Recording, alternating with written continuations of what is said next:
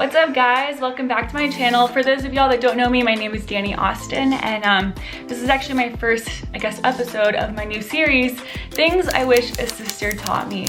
So I have been blogging about this. I have a whole section about things I wish a sister taught me on my blog, and I think I'm on my 4th post now, but I've decided to make videos that go along with the posts. I started the series because, you know, to be honest, just looking back at my life, it was really hard for me in middle school, adolescence, high school, even college, to have a lot of confidence, and I felt like I was always living for the future. It was really hard for me to live in the moment, and now looking back, there were so many great, beautiful things about myself that I should have loved, but I wish that someone would have told me these things. That's why I'm creating this series. I want to talk about deep topics, but I also want to talk about should I shave my arms, or should I be dating this boy, or how do I decide where to go to college? I want this to be a safe place, open discussion. I want y'all to feel comfortable to leave comments and questions, and no one's gonna judge you.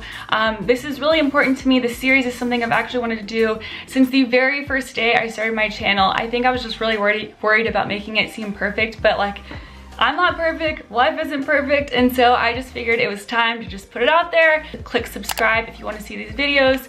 Let me know other topics you'd like for me to cover, and the best day to post these videos. I was thinking Wednesdays. So I guess we are going to kickstart with something that's pretty relevant for me, at least growing up.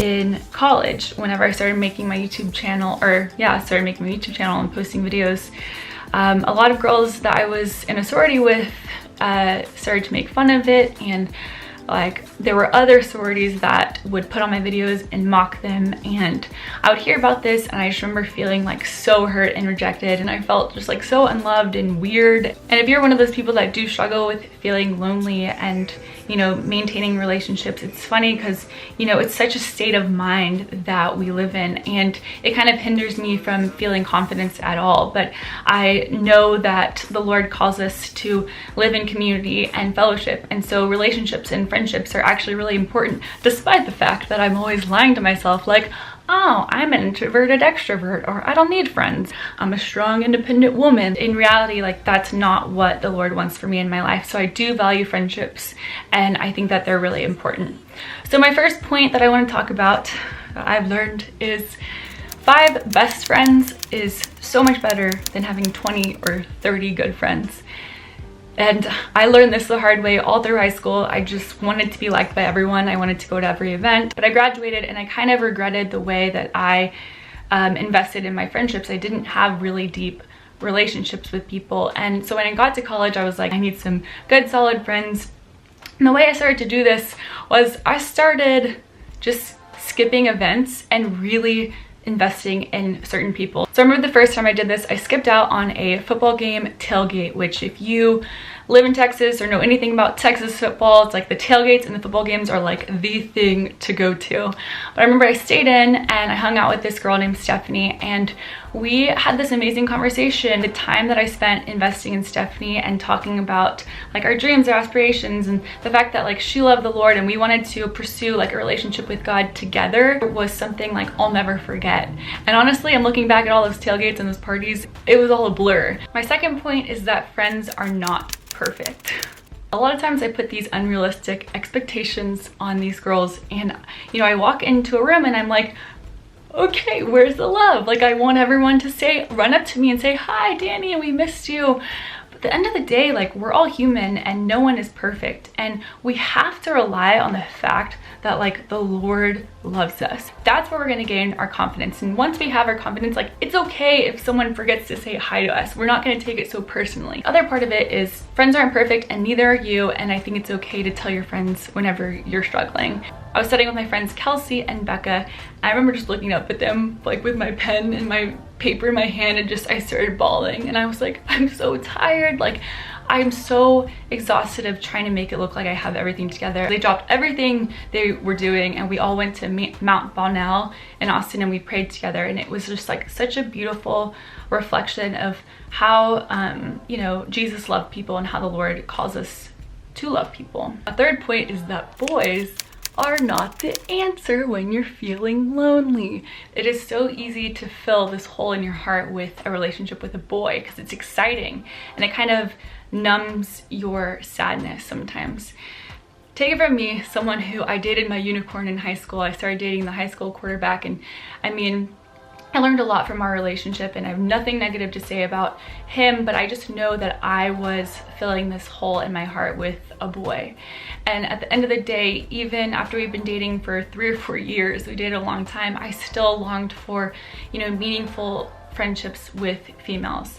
The reason that, you know, filling this hole with a relationship with a boy is so dangerous is because it can lead to codependency, where whenever you're not with him or you break up, like, you don't know who you are anymore and you feel like you have no value and no one loves you and people don't care about you. And that's exactly how I felt for a little bit before I started establishing like my really true meaningful friendships. Something I recommend if you do want to start hanging out with a guy is to hang out with groups of people and, you know, invite him along with all of your friends, and then ask your friends, okay, like, what's your opinion on him? Like, do you think that he's a good fit for me? And, you know, really listen to your friends. They have your best interests at heart. The fourth thing I learned is that when you're feeling lonely, I think the best way to get out of that rut is to do something for someone else.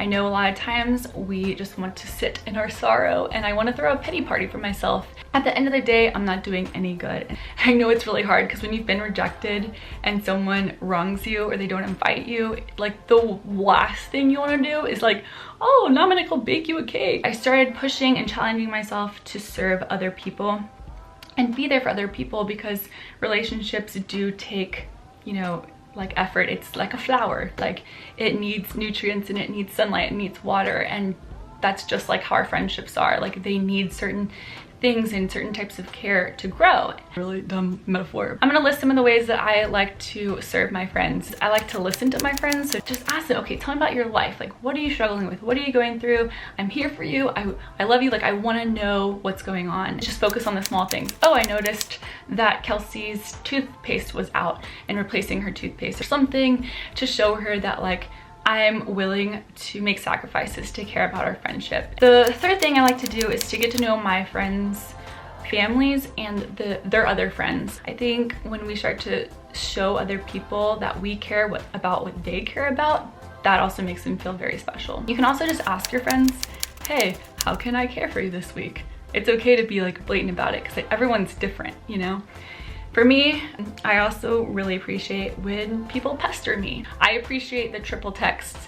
I've been praying about this. Actually, in January, I was like, God, I really need a friend that triple texts me, because I'm so bad at answering my phone and just like not good at communicating with people. Then I met this girl named Hannah. Remember when we first hung out, I was like, Hannah, I need you to pursue me. I need you to invite me over 5 times a week. She's so good at this. If you're someone that really does, you know, struggle with feeling lonely, and it's something that is a really big theme in your life right now, I wanted to share this book with y'all that I've been reading. It's called Uninvited. So the reason I love this book is because, first of all, Lisa, who wrote it, she's like really funny, and I feel like sometimes she takes the words out of my mouth.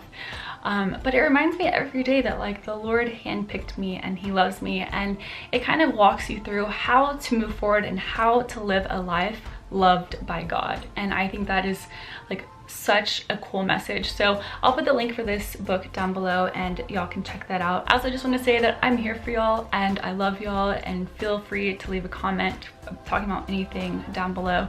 So I hope y'all enjoyed this video. The next video will be about body image and how I deal with my body image issues.